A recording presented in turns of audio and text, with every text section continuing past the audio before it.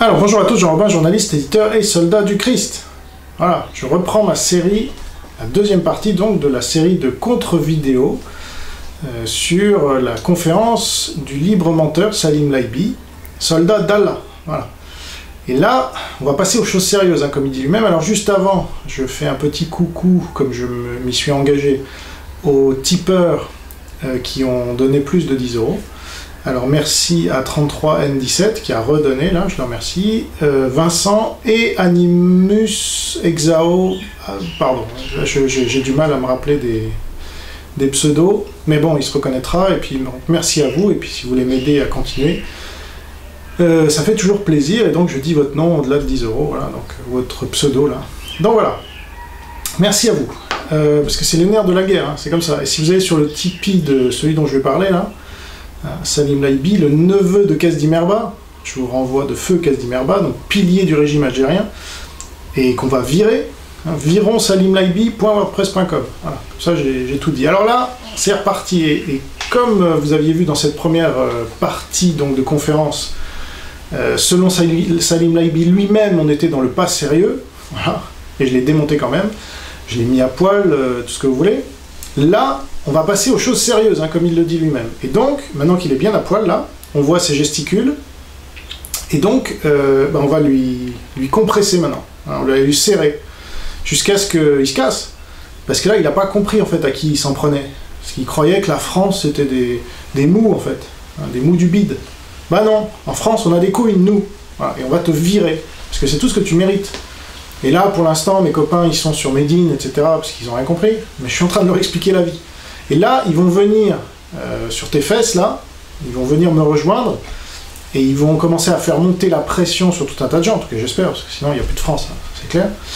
Mais si je l'espère, enfin si comme je l'espère, ils font ça, tes jours en France sont comptés. Hein. Tu vas retourner dans le pays de tes aïeux, là, dont tu es très fier, et dont tu fais la promotion quasiment tous les jours sur ton site à la con, le libre penseur, hein. Il n'y a rien de plus faux, il n'est ni libre ni penseur ce gars-là, et comme vous allez le voir. Parce que là, on arrive, alors carrément, comme je vous l'avais dit, le gars va défendre la dimitude, la takia et la jizya. C'est-à-dire la totale, c'est-à-dire le colon. Voilà. Il vient s'installer chez vous, il vous dit, non mais en fait c'est très bien. L'islam c'est génial en fait. Ah bon? Ça fait 1400 ans que c'est une horreur, et maintenant ça serait génial? Bah voilà. C'est là où vous voyez l'idéologie totalitaire qui embrigade ses enfants, au point de vous ressortir du vomi, comme je l'avais dit dans une des premières vidéos, et dire, allez-y, goûtez le vomi, c'est bon. Les mecs le croient, hein. Si, vous allez voir, ils le croient. Donc moi, je vais démonter tout ça. Alors, je préviens tout de suite, hein. C'est dans la première partie, là, parce que, comme c'était des choses pas sérieuses, il m'a fallu que 10 minutes pour démonter chaque minute de mensonge de Laibi. Mais là, on arrive aux choses vraiment sérieuses, c'est-à-dire la colonisation, carrément. Le gars vous justifie la colonisation. Et donc, il me faut un peu plus de temps pour démonter son mensonge qui est, non, c'est ni une colonisation, ni une occupation, ni rien du tout. En fait, c'est très bien. L'islam, c'est ça libère les peuples. Voilà. Et là, ça rejoint d'ailleurs ce que dit Aldostérone. Ah non, les musulmans n'arrivent pas en conquérant ici. Hein. Voilà. Donc ceux qui me bassinent avec Stérone, là, vous y êtes pas. Vous n'êtes pas au niveau, désolé. Il faut monter en compétence, là. Lisez le Breivik. Je vais m'appuyer beaucoup sur le Breivik pour la première fois dans cette série. Alors, il est possible, donc comme je vous le disais, il m'a fallu 10 minutes pour analyser chaque minute de mensonge de Laibi dans la première partie. Là, il va me falloir 20 minutes, hein, je pense.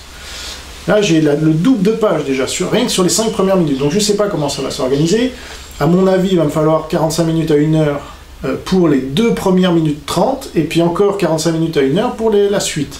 Et donc, je vais tout enregistrer d'un coup, et puis je vais voir au montage, je vais pas mettre une vidéo de 2 heures. Mais vous voyez, la conférence de Laibi, elle fait 2 heures, un peu moins. Bah moi, il va me falloir autant de temps pour démonter simplement 5 minutes de sa propagande. Bah oui, c'est comme ça. Il faut le temps. Là, on est sur Internet, ceux qui me disent, ouais, c'est trop long, machin, bah, allez voir les vidéos de chat. Voilà. Ça dure pas longtemps, les vidéos de chat, c'est bien. Allez voir TF1, c'est bien TF1. Nous, on est sur Internet, on prend le temps. Et moi, je m'adresse pas à ceux qui regardent les vidéos de chat, hein. Désolé. Ils peuvent en regarder de temps en temps si ça les amuse, mais moi je m'adresse à des gens qui sont l'élite de ce pays, qui comprennent les choses et qui veulent monter en compétence. Voilà, ils se disent, bon, bah, moi je suis pas au niveau, je vais profiter de cette série de conférences de Jean-Robin pour monter sur l'islam, parce que là c'est pas possible. Voilà. Alors, donc bah, on va commencer par le commencement, là où les Athéniens s'atteignirent. Comme d'habitude, je laisse parler le libre menteur, et après je vous explique en quoi ce sont des mensonges. Voilà, alors c'est parti. C'est-à-dire la tolérance, avec les concepts de dhimmitude, de jizya et de taqiyya. On va parler du statut de la femme et on va parler de la violence. La totale. Le statut il va défendre le statut de la femme en islam, hein, sans blague. Vous voyez jusqu'où ça mène quand même le totalitarisme, ça amène loin. Parce que ce mec-là, quand vous le regardez, vous ne connaissez pas, vous dites, bon, c'est un mec normal. Ah non. Ah non, il n'est pas normal, Saïd Nabi, c'est un colon. Donc les colons, évidemment, ils imposent leur système de valeurs partout où ils vont, ils pensent que c'est juste. Hein. Voilà. Comme nous, d'ailleurs, on a imposé, notamment à l'Algérie, des fois, des trucs qui étaient vraiment cons. Et sans les convertir en plus. Donc on n'a même pas fait notre devoir. Mais c'était la gauche, voilà, c'était la gauche raciste, hein, la hiérarchisation des races. Jules Ferry et tout ça, c'était des racistes. Donc moi je défends pas le racisme, je suis pas raciste. Et donc même Victor Hugo, voilà, son Victor Hugo là, c'est n'importe quoi, c'était un raciste. Il défendait la colonisation, Victor Hugo. Bon ben voilà. Donc lui, il défend aussi une colonisation en mettant au pinacle un mec qui défendait la colonisation contre lui. Bon. Donc, mais je rentre pas dans ce détail, ce serait trop long. Donc, mais sans blague, il va vous défendre que, oui, en islam, les femmes sont bien traitées. Voire mieux traitées qu'en Occident, bien sûr. Tant qu'à faire. Voire, c'est là où les femmes sont le mieux traitées au monde. Hein. Voilà, tous les classements internationaux démontrent le contraire, mais c'est pas grave. Pour lui, il préfère une femme en burqa qu'une femme en string. Ce qu'avait dit Soral. Je préfère... il préfère le voile au string. Voilà, Ibi aussi, hein, tu parles. Donc c'est les mêmes. C'est les frères ennemis, comme je vous l'ai déjà dit. Ils jouent sur les mêmes tableaux, c'est pour ça qu'ils se tapent dessus. C'est les concurrents comme nazisme et communisme. Voilà. Alors, c'est parti. Donc, concernant la dhimma, qu'est-ce que nous dit Maurice Lambard dans son livre L'Islam dans sa première grandeur? Alors, voilà, donc là, je vais être obligé d'arrêter souvent parce que, désolé, mais il ne faut pas laisser passer quoi que ce soit. Donc là, il vous parle de la dhimma. Je ne sais pas comment il prononce ça. Voilà, parce qu'il va falloir apprendre l'arabe, les amis. Hein. Là, vous avez 3 noms. Dhimma, jizya, taqiyya. Pas un nom français. Déjà, ça doit vous dire, oh là là, qu'est-ce que c'est que ça? On n'est plus en France, là. Le gars, il vient sans rire. Il vient vous parler, voilà, avec sa langue de colon, l'arabe. Il vient vous dire, bon, alors je vais vous expliquer maintenant ce que nous, on considère comme bien, hein, parce que vous, bon, ok, les droits de l'homme, machin, ça c'est de la merde, hein, comme les catholiques, hein, bizarrement. Hein, Livernet et compagnie, hein, Glosy, Pierre Hillard, tout ça, Abosia, les droits de l'homme, c'est mal. Ah bon? La liberté d'expression, ah ouais, le droit de déterminer le niveau de ses impôts, le droit de vote, le droit... Tout ça, ah non, ça c'est bien. Ni le catholicisme, ni l'islam, ça les intéresse, hein, la démocratie. Bon. Donc c'est là où ils se retrouvent. Et puis, le mieux, c'est les juifs. Hein. Ah non, les juifs sont des sous-hommes. Voilà. Ça, c'est là où ils se retrouvent. Le catholicisme et l'islam ne portent pas les juifs très haut dans leur cœur. C'est moins qu'on puisse dire. Alors, donc là, il vous parle de la dhimma. Je sais pas comment il prononce. Donc, c'est un système d'inférieur. Je résume déjà pour commencer, parce que là, dès le début, ça va commencer, vous allez voir, ça va aller très fort. Hein. Donc la dhimmitude est un système de soumission des colons, des colonisés, pardon. Parce que moi, j'utilise pas le vocabulaire à la con de Renaud Camus, remplacer, remplaciste, remplaçant, machin. Non, on est colonisé, donc quand vous êtes colonisé par l'islam, vous devenez un dhimmi, à moins que vous vous convertissiez. Alors, si vous convertissez, tout va bien. Vous avez le droit de porter les armes, vous allez voir. On va rentrer dans tous les détails, là, l'IB, il va pas... Il croit quoi? Il croit qu'en balançant comme ça sa propagande par sidération, là, et en citant quelques sources à la con, il va nous enfumer, nous? Non mais, il croit que... Bon, bref. Donc, la dhimmitude, c'est un système de soumission, vous êtes soumis, dhimmi, c'est ça, dhimmi, hein. Et bien le mec va défendre ça en disant, vous allez voir, c'est un privilège en fait. Ah, c'est un privilège d'être dhimmi, d'être soumis. Hein. Les mêmes qui vous disent, ah, nous sommes les indigènes de la République, nous sommes soumis, nous sommes machin. Donc voilà, tant que vous êtes soumis par l'islam, ça leur convient, évidemment. Voilà. Alors, c'est parti. Alors, Maurice Lambard, c'est qui? Maurice Lambard, alors, historien français, spécialiste de l'islam médiéval, il fut professeur d'histoire économique du Haut Moyen-Âge à l'ES, à l'école normale supérieure. Alors déjà, il ne sait pas prononcer ENS, l'école normale supérieure, c'est pas l'ES. Et après, EHESS, alors c'est peut-être ça qu'il prononce mal, ES. Il ne sait même pas que ça s'appelle EHESS. De Paris, il était considéré par Fernand Braudel comme le plus doué, le plus brillant historien de notre génération, blablabla. Top. Voilà. Alors déjà, il faut arrêter là, parce que là, il y a une énormité qui vient de vous être dite. Je ne sais même pas si vous l'avez vu. Alors, il y a ceux qui connaissent Fernand Braudel, et il y a ceux qui ne connaissent pas. Bon, ceux qui ne connaissent pas, ils n'ont rien vu, ils se disent, bon, ce mec-là dit que c'est un mec bien, Maurice Lombard, là, qui va citer. Ceux qui connaissent Fernand Braudel, et il y en a pas mal parmi nous quand même, parce qu'ils ont un minimum de culture, Fernand Braudel est considéré comme l'un des plus grands historiens contemporains français. Voilà. Et Laibi, il dit pas ça par hasard. Sauf que, malheureusement pour Laibi, il sait pas que Fernand Braudel est anti-islam. C'est con. Bon. Et vous allez voir comment. Dans son ouvrage, c'est pour ça que je vous dis, je laisse rien passer. Le gars essaye de dire, voilà, c'est un grand historien parce que considéré par Braudel comme le meilleur. Et ben moi, je vous dis, Braudel était anti-islam. Alors, qu'est-ce qu'il faut en conclure? Sauf que voilà, c'était en 71 qu'il a dit ça, quand il a écrit son bouquin à la con. Et Braudel, voilà le livre qu'il écrit en 86, c'est-à-dire là, il y a déjà une islamisation. Et rappelez-vous, Ellul, en 89, donc 3 ans plus tard, 3 ans après Braudel, sortira son texte visionnaire, non à l'intégration, non à l'intronisation de l'islam en France. Bon. Donc là, on est en 86, Fernand Braudel, donc effectivement un des plus grands historiens français, publie l'identité de la France. C'est intéressant, débat sur l'identité. Alors, donc paru 11 ans après le livre de Maurice Lombard, là, dont il vous parle, et où il va justifier la dimitude. Alors voici ce que Fernand Braudel écrit, page, je vous donne toutes les références, moi. Comme ça, il n'y a pas un truc de... Laibi, c'est « oh, on croit que... » Bon, là, il donne des références parce que ça l'arrange. Et quand, dans toute la première partie, je pense qu'il a donné une seule fois une référence. Donc moi je vous dis, c'est page 595 à 601 de l'édition Flammarion, 2011, parce que ce livre est réédité. Je ne l'ai pas lu, mais voilà l'extrait de Fernand Braudel, où, vous allez voir, ce mec-là n'est pas particulièrement pro-islam, c'est le moins qu'on puisse dire. Je cite, « Alors pourquoi aujourd'hui, en ce qui concerne les musulmans installés chez nous, il parle bien des musulmans, maghrébins en majorité, le phénomène inverse, parce qu'il vient de parler d'un truc, mais vous allez comprendre, il n'y a pas besoin de revenir sur ce qu'il venait de dire. Ce sont les fils d'immigrés de la deuxième génération qui sont en difficulté, rejetés et rejetant eux-mêmes une assimilation que la génération de leurs parents ou grands-parents avait parfois réussi. Parfois. Oui, donc on est en 86. Il n'y a pas encore les 3e et 4e générations. Là, on en est à la 4e génération. Donc déjà, la deuxième génération, c'est le bordel. Les obstacles sont sérieux. Défiance réciproque, crainte, préjugés racistes, mais aussi différences profondes de croyances, de mœurs, juxtaposition ou confrontation des cultures et non-mélange. Je n'ai rien contre nos synagogues et nos églises orthodoxes, et donc rien contre les mosquées qui s'élèvent en France, de plus en plus nombreuses et fréquentées, déjà à l'époque. Mais l'islam n'est pas seulement une religion. C'est le mec que Salim Laibi vous cite là, mais évidemment, il passe vite, hein, qui est Fernand Braudel, non, on n'en saura pas plus. C'est une civilisation plus que vivante, une manière de vivre. Cette jeune maghrébine, enlevée et séquestrée par ses frères, c'est marrant, il y en a une dans l'actualité très récente, là, à Trappes. Il y a un mec qui a tué sa femme et sa fille, c'est ça, hein, je crois sa femme et sa fille. Alors c'est marrant, ça fait écho, là. Il y a 40 ans, il y avait déjà la même merde. Ah bah oui, c'est l'islam. Cette jeune maghrébine, enlevée et séquestrée par ses frères, parce qu'elle voulait épouser un Français. Voilà.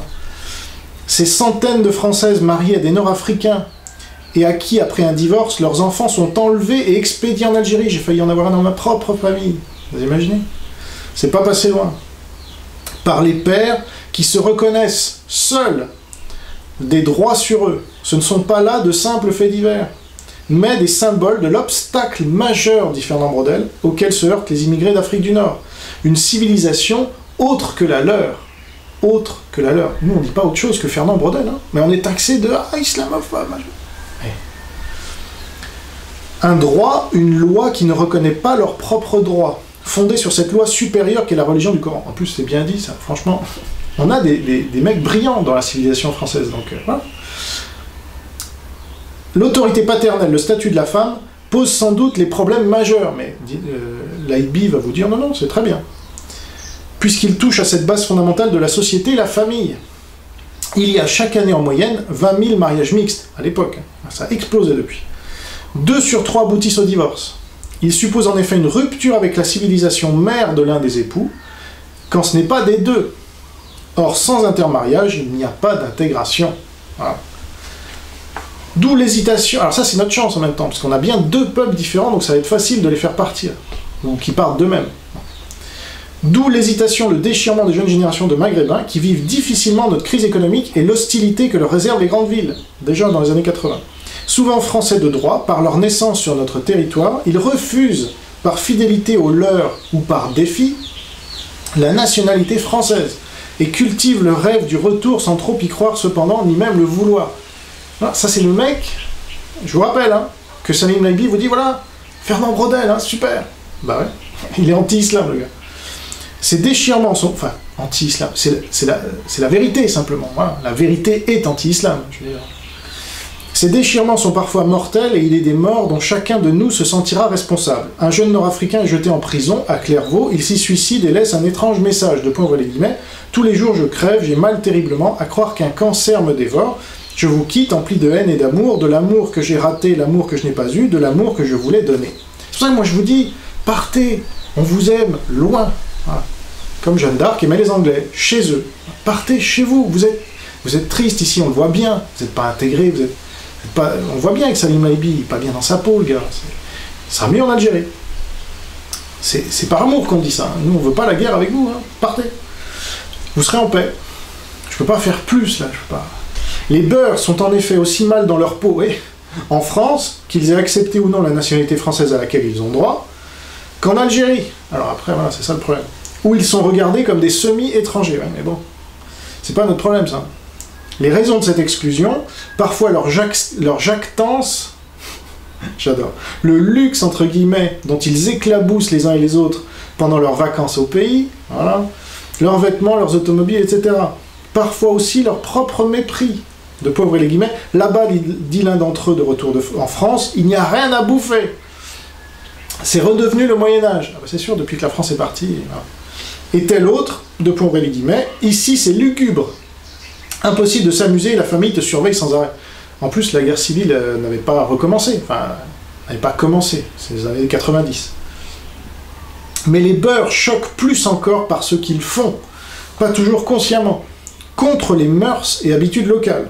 Hassan, qui a fait quelques séjours intermittents à Paris et ne s'y est pas installé, y a trouvé le milieu des immigrés très pourri. Nous, dit-il, on a des traditions à respecter. Tu vois là-bas, tu perds ta personnalité. Les jeunes qui sont nés là-bas en France, ils ont carrément perdu le sens des traditions. C'est intéressant, hein? Voilà, Fernand Braudel. À quoi les immigrés répliquent en avançant leurs propres griefs? De points les guillemets, souvent dans la rue, dit une jeune Algérienne, les hommes font à haute voix la réflexion. C'est une immigrée, simplement parce que je ne baisse pas les yeux. Que ne faut-il pas faire si l'on veut être admis à nouveau dans sa propre communauté? Voilà. Faut se soumettre là aussi, parce qu'il y a les dhimmis, ça c'est les non-musulmans, comme on va le voir, mais il y a les femmes aussi. Alors elles sont soumises, elles sont pas dhimmis, elles sont bien musulmanes, mais elles n'ont rien le droit non plus. C'est marrant, il n'y a que les hommes en islam qui ont le droit. Faut-il s'étonner dans ces conditions que des débats récents révèlent deux courants quasi opposés au sein même des communautés musulmanes en France?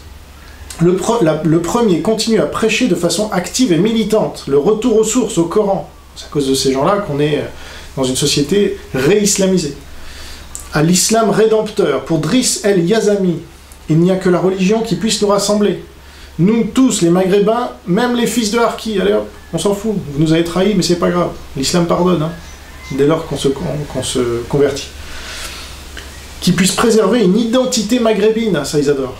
Face à la française. Voilà. Donc il y a bien un conflit là, je suis désolé. Ça peut pas tenir. Mais ce face ne devient-il pas facilement un contre? Point d'interrogation. La réponse est dans la question. Un encouragement pour les Français d'origine musulmane à refuser le bulletin de vote comme une sorte de trahison culturelle. Une source de conflit entre les devoirs religieux selon l'islam et les obligations du droit civil français, en matière de divorce, de droit paternel, etc. Est-ce là le rôle de la religion qui, particulièrement dans une société multiculturelle ou multiraciale, se doit de rester foi intime, morale individuelle? Point d'interrogation. Je vous lis tout l'extrait parce que c'est très intéressant. Et voilà, on a le temps. Mais là, il faut creuser. Hein. Parce que les mensonges de Salim Laibi, ça va 2 minutes. Mais là, moi, voilà. Je vous l'ai dit tout à l'heure, je ne vous répète pas. Bref, il faut choisir, voilà. Il faut choisir, les gars. Et Zemmour, il dit autre chose? Ah non, Braudel, il serait traîné devant la 17e chambre. Hein, par les mêmes qui traînent Zemmour et qui dit, bah, entre la France et l'islam, il faut choisir. Il n'a pas dit la même chose? Si. Et c'est précisément la tendance de l'autre courant de pensée qui apparaît, en particulier dans la discussion au sujet du bulletin de vote. Belkacem, 26 ans, secrétaire général de l'Association des travailleurs algériens en France. L'association des travailleurs algériens. Moi, mon beau-père était travailleur algérien en France. Et puis après, il est retourné en Algérie. Voilà, quelqu'un de bien, au moins. C'est pas parce que c'est mon beau-père. S'il était resté, je le critiquerais. Alors, lui, il explique, pas mon beau-père, mais ce gars de l'Association des travailleurs algériens en France. On sait que 90% des Maghrébins vont rester en France. Notre slogan, ça va être « Mon avenir est ici, je vote ». À ceux d'entrer dans le jeu politique, d'entrer dans le jeu politique, de voter, d'accéder à une culture pour déboucher sur une nouvelle citoyenneté. Et pour cela, il faut choisir. Trop de jeunes s'enlisent dans une situation de non-choix. Ah ben, le non-choix, c'est un choix de rester. Donc même ce gars-là, vous le disiez là, à l'époque. Il faut choisir. Il disait ce que dit Zemmour aujourd'hui. Ah oui, mais lui, il est de secrétaire général de l'association des travailleurs algériens en France, donc il n'est pas soupçonnable d'islamophobie. Puisse ce choix être effectué ce jour-là, les Maghrébins auront gagné leur partie, donc la nôtre, celle de la communauté. D'autant que les progrès de l'intégrisme dans le monde ont de quoi rendre inquiétantes les plus sincères des croisades religieuses. Ne croyez pas si bien dire. La France n'est certes pas non chrétienne, mais sur ce point, elle est devenue tolérante. Ces passions se sont apaisées. Depuis longtemps, nous en avons fini français avec nos guerres de religion, et pourtant, plusieurs siècles ne nous ont pas encore permis d'en oublier les cruautés. Qui de nous voudrait sur notre territoire en voir renaître de nouvelles? Ouais.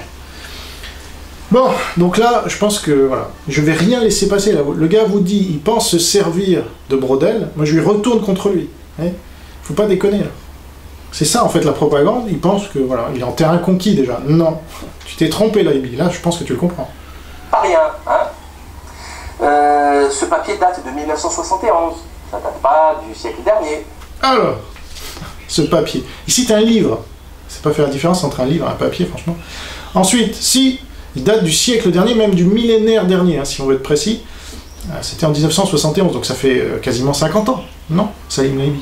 Alors, on ne peut pas trop en vouloir aux musulmans, qui sont la plupart du temps arabes, de ne pas savoir compter, parce que, contrairement à une idée reçue, c'est pas eux qui ont inventé les chiffres, hein, qu'on qualifie d'arabes à tort. Alors, mais là, je vais en profiter, vous voyez. Là, je me fais plaisir. Bon. Je vais vous lire le site Saviez-vous. Le saviez-vous. Les chiffres arabes ne sont pas arabes. Voilà. Les 10 chiffres 0, 1, 2, 3, 4, 5, 6, 7, 8, 9 sont appelés chiffres arabes. Hein, pourquoi? Or, ils ont été inventés en Inde au IIIe siècle avant Jésus-Christ, puis empruntés par la civilisation arabo-musulmane, empruntés. Hein.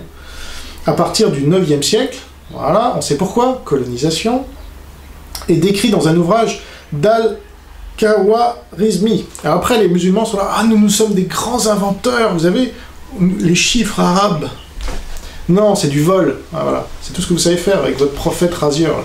Donc vous colonisez tout un... Vous les asservissez par le sabre, par l'épée, parce que ça, on va y revenir. Il ne va pas en rater une, là, il comme dans la première partie, mais là, puissance 10 000, vous allez voir. Et donc moi, je ne vais pas le rater non plus, évidemment. Donc, ils colonisent par la force, ils oppressent, ils imposent des taxes, ils tuent, ils massacrent, ils font ce qu'ils veulent, et ils pillent. Alors, ils pillent les ressources, mais aussi l'intellect, les découvertes. Et après, ils se les approprient en disant « Regardez, l'islam, c'est super, hein !» Ben voyons. Non. Et en Inde, c'est là où il y a eu l'Hindu Kush, hein, le premier génocide au monde de l'histoire. 80 millions de morts. Allez hop, on fait pas dans la dentelle. Hein. À une époque, en plus, où il n'y avait pas les armes modernes et tout. Ah bah non, 80 millions, vous imaginez, c'est un pays comme, je crois, le Pakistan, rayé de la carte. 80 millions. Peut-être même fait plus le Pakistan, mais bon, autour de ça. Vous imaginez un pays comme ça, rayé de la carte. Alors, ça leur a mis 500 ans quand même, à 1000 à 1525. Mais c'est le premier génocide de l'histoire. Voilà, en Inde, vous imaginez s'ils n'avaient pas massacré tous ces Indiens, ben l'Inde, enfin je sais pas ce qui serait passé, mais... Bon, on sait ce qui s'est passé malgré tout, hein, c'est qu'ils ont dû expulser l'islam, ça a fait le Pakistan et le Bangladesh. Mais bon. Donc, ces chiffres, voilà, dans un ouvrage d'Al-Machin, puis introduits en Europe par les Arabes au Xe siècle. Ces chiffres ont progressivement remplacé les chiffres romains et se sont graduellement imposés dans le monde entier parce qu'ils permettent une notation très aisée dans le système décimal utilisé en Occident. Ils facilitent les opérations simples sur les grands nombres et les opérations complexes. Voilà ce qui s'est passé. Donc, je ne peux pas vraiment en vouloir à l'IB de ne pas savoir compter. Voilà, c'est ça que je voulais vous dire. Alors, avant de passer à sa propagande là, de Maurice Lombard, il faut que je vous dise quand même que ce Maurice Lombard en question, donc c'est un dhimmi, lui, alors lui, il va présenter la dhimitude comme un truc très bien. Voilà, c'est un dhimmi, forcément. Et il faut savoir qu'il est né en Algérie. Alors ça a peut-être légèrement influencé sa pensée. Hein. Qu'est-ce que vous en pensez? Donc, en plus, avant de passer à ce que l'autre raconte, le livre là qu'il vous présente, donc vous ne le voyez pas, mais c'est Lombard, l'islam dans sa première grandeur. Ce livre a été préfacé, parce que ça, c'est pas innocent, hein, les préfaciers. Généralement, les préfaciers partagent, dans 99,99% des cas, partagent l'avis de l'auteur. Donc, Laibi ne vous dit pas que ce livre a été préfacé depuis l'édition de 1980. Le livre est sorti en 71, mais après a été réédité. C'est un grand succès hein, auprès de l'islam en France. Il doit être distribué largement à l'Institut du monde arabe et toute cette merde. Donc depuis l'édition de 1980, chez Flammarion, il a été préfacé par un certain Hichem Djaït. Bon, mec très connu, mais c'est pareil, nous on ne connaît pas. Alors voilà, on se fait avoir. Alors qui est ce Hichem Djaït? Alors c'est un historien, islamologue et penseur tunisien, comme son nom l'indique. Petit-fils du grand vizir Youssef Djaït et neveu du cheikh Mohamed Abdelaziz Djaït. Alors vous voyez un peu dans quel courant on est. Hein. Mais vous allez voir, je ne vais rien lâcher là non plus. Laibi, il ne vous en parle pas de Hichem Djaït. Moi je vous en parle parce que c'est le préfacier de son livre à la con, là, avec lequel il va nous faire bouffer la dimitude, hein, rien que ça. Bon. Alors ce gars-là soutient au milieu des années 60 sous la direction de Claude Cahan un mémoire de DEA, parce que ces mecs-là, on les a fait venir, hein, et puis on les fait monter en compétences, et puis après ils nous crachent à la gueule. Voilà, avec des livres comme ça, où ils nous font bouffer la dimitude. Hein. Non mais franchement.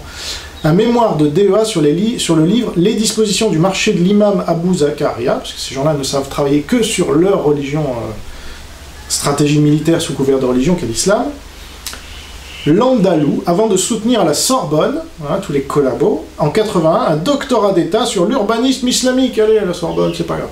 Bon, mais c'est bien d'étudier l'islam, mais il faudrait quand même un peu un regard critique, non, sur un totalitarisme. Bah non, la Sorbonne, si vous regardez, depuis l'Église catholique, il faut savoir que la Sorbonne, c'était les mecs, c'était le bras armé du pape, hein, pendant des siècles. Et c'est les mecs, ils ont censuré la Bible, parce qu'il fallait pas que ces pauvres cons de chrétiens, là, ils aient la Bible entre les mains, ils pourraient commettre des génocides. Hein. Comme m'a dit, là, il n'y a pas 2 siècles, il me l'a dit il y a 2 mois, un théologien catholique, Arnaud Dumouche, hein, il a justifié la censure, c'est tout ce qu'ils savent faire, ces gens-là. Ben, ça, c'était la Sorbonne, il y avait l'enfer des bibliothèques, c'était la Sorbonne. Et oui, non, ça, ils ont le droit de lire, ça, ils n'ont pas le droit, ça, ils ont le droit, ça, ils n'ont pas le droit. Voilà. Et la Sorbonne, c'était le bras armé du pape. Et la Sorbonne a participé au fait de brûler Jeanne d'Arc. Donc vous voyez un peu dans quel univers on est. Ben voilà, ben c'est les mêmes. Aujourd'hui, ils collaborent avec l'ennemi du moment. Voilà. À l'époque, ils collaboraient avec l'Angleterre, qui était catholique aussi, donc ne mettez pas ça sur le dos du protestantisme. À l'époque de Jeanne d'Arc, il n'y avait pas encore le protestantisme. Voilà. En Angleterre, en tout cas. Ça commençait à apparaître un peu, mais un peu sporadiquement, Yann Hus et tout ça. Mais en Angleterre, c'était le catholicisme. Bon. Donc, spécialiste d'histoire islamique, il regagne l'université de Tunis dans les années 70. Après le mec, on l'a bien fait monter en compétence, allez hop, il se casse. Pour y enseigner l'histoire du Moyen-Âge pendant plusieurs années. C'est pour ça qu'il préface le livre sur le Moyen-Âge. Il est notamment l'auteur, alors à votre avis, hein, Mohamed le prophète. Ah là, leur cher Mohamed là. La crise de la culture islamique, ça c'est parce que c'est pas assez musulman, j'imagine. La fondation du Maghreb islamique. Donc c'est comme Tariq Ramadan, ces mecs-là, islam, à tous les étages, ils bouffent de l'islam matin, midi et soir. C'est tout ce qu'ils savent faire. Et la vie de Mohamed. Non mais sérieux. Le parcours du prophète à Médine et le triomphe de l'islam. Hein. Voilà. Donc là, voilà le mec qui préface le livre que Salim Laibi vous présente comme un truc d'un universitaire bien français. Hein. Non mais sérieux. Ce mec-là n'est pas français pour moi. Il est collabo au possible et c'est un dhimmi. Voilà. Alors, je continue sur Hichem, comment il s'appelle? Hichem Djaït, hein, je lâche rien. Vous allez voir à qui vous avez affaire, là. Préfacier d'un livre. Hein. Bon. Il est interviewé dans le média tunisien Genet, en 2013, c'est récent. 2 points, ouvrez les guillemets. Ce qui est aussi positif, alors il parle de la situation en Tunisie, hein. Vous savez, avec la révolution, là, 2011, printemps arabe qui part de Tunisie, machin, et après il arrive Enarda, truc islamiste au possible. Ah voilà ce qu'il dit.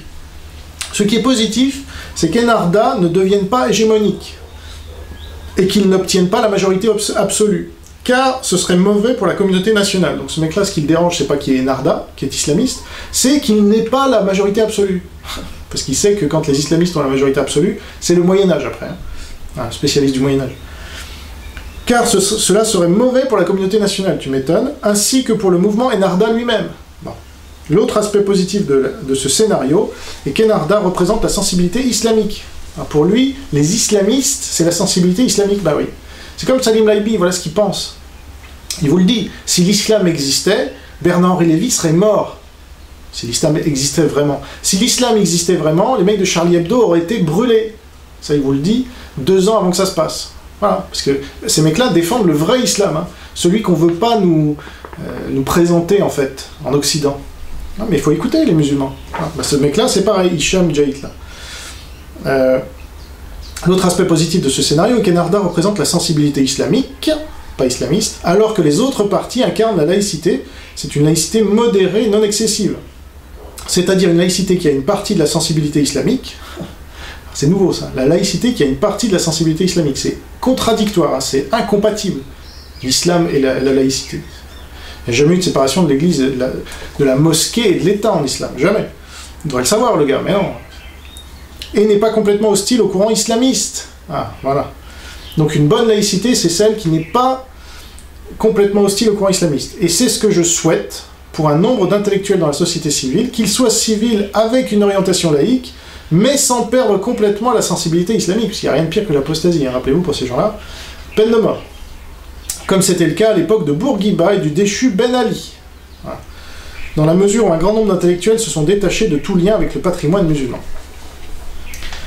Sur l'avenir de l'islam politique dans les pays du printemps arabe, le docteur Djaït, parce que c'est un docteur celui-là aussi, hein, comme Laibi, explique que, le monde arabo-musulman, ah, vous allez voir, on va encore monter d'un cran, le monde arabo-musulman pose depuis à peu près une génération avec force la question de l'islam, et cela de l'Afghanistan au Pakistan, Maroc, Soudan et autres.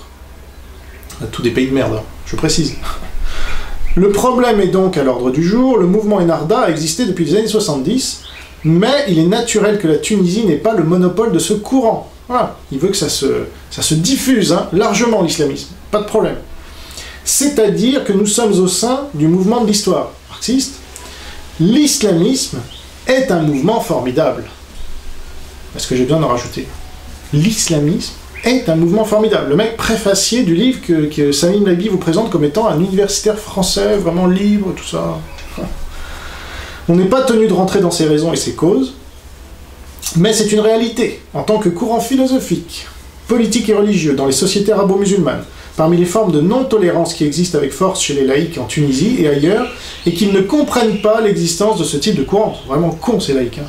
Pas comprendre l'islamisme, franchement. Donc, un livre préfacé, comme je notais, un livre préfacé par quelqu'un qui dit que l'islamisme est un mouvement formidable, c'est un livre islamiste.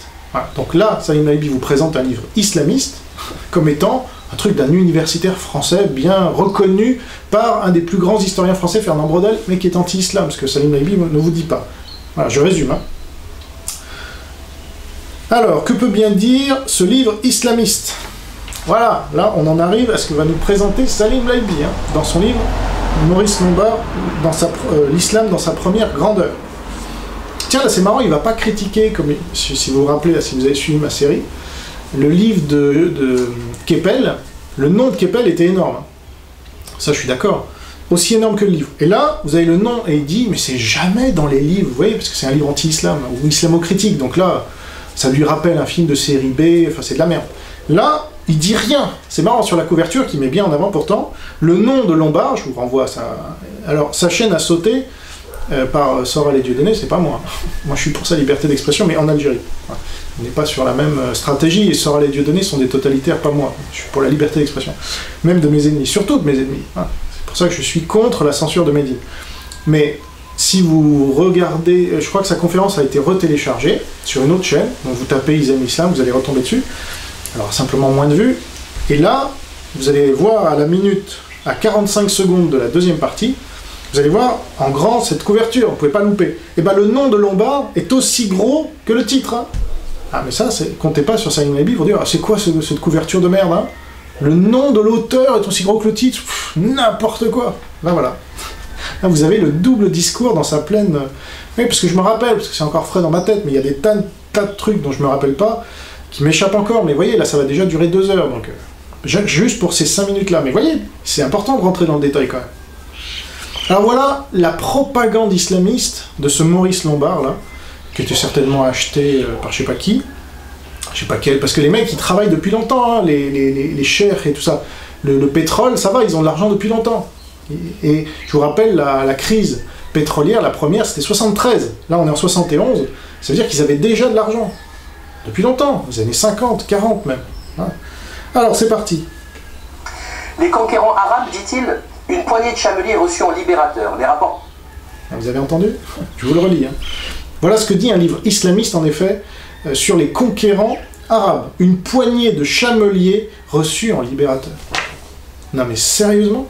Ce mec-là est un historien sérieux? Une poignée de chameliers? Non mais sérieusement. Alors là, vous allez voir, la vérité, c'est à des années-lumière, comme dirait Laibi. Ah non, ça veut rien dire, donc en fait, c'est l'inverse. Voilà. Alors je laisse dérouler, ou alors je vais tout de suite réagir à cette histoire de conquérant arabe. Là. Non, je vais réagir. Ah voilà, je vais citer pour la première fois donc Breivik. Mais c'est pas lui que je vais citer son manifeste, dont il n'a pas écrit une ligne, en tout cas dans les parties que je vais citer. Alors ça, c'est tiré du premier tome de son manifeste, donc qui est en vente, censuré par Amazon et Fnac, alors que tout y est légal, comme vous allez pouvoir le constater. Alors c'est le chapitre « La première grande vague de djihad, les Arabes, 622-750 après Jésus-Christ », page 167 du premier tome. Hein. Je cite, « Comme Muhammad avait pillé ses ennemis », donc là je vous rappelle, c'est pour répondre à « Les conquérants arabes, point d'interrogation, une poignée de chameliers reçus en libérateurs ». C'est la même flûte que nous joue Aldostérone aujourd'hui. Les Arabes, ils ne viennent pas là pour vous conquérir, les gars. Voilà. Baissez vos défenses, laissez-vous... Apprenez l'arabe, vous dit Stéron. Voilà. Comme Muhammad avait pillé ses ennemis, ses successeurs dépouillèrent aussi les régions conquises, matériellement et culturellement plus riches que les sables désolés d'Arabie, évidemment, de leur richesse et de leur main-d'œuvre. Presque du jour au lendemain, les civilisations les plus avancées du Moyen-Orient, d'Afrique du Nord, de Perse et d'Ibérie, l'Espagne, ont vu leur agriculture, leurs religions indigènes et leur population détruites et pillées. Salim Laibi. Voilà. Essaye de monter un peu en compétence sur ta religion. Là. Tu vas voir, tu vas la quitter très vite. Hein. Sauf pour une poignée de villes fortifiées qui ont réussi à négocier des capitulations conditionnelles. Les catastrophes que ces terres ont subies étaient presque totales. Alors maintenant, on va citer des musulmans, voilà, puisque Laibi cite des occidentaux. On va s'amuser. Ibn Ouyal, auteur à Grenade au XIVe siècle, d'un traité important sur le djihad, a expliqué les méthodes originales qui ont facilité la conquête violente et chaotique du djihad de la péninsule ibérique et d'autres parties de l'Europe. Deux points, ouvrez les guillemets, hein, ce cher Ibn Ouyal, Oudaïl. Il est permis de mettre le feu aux terres de l'ennemi. Non mais, Salim Laibi vous dit c'est très bien l'islam, et voilà. Il est permis de mettre le feu aux terres de l'ennemi, à ses provisions de grains, à ses bêtes de somme, s'il n'est pas possible aux musulmans d'en prendre possession. Magnifique.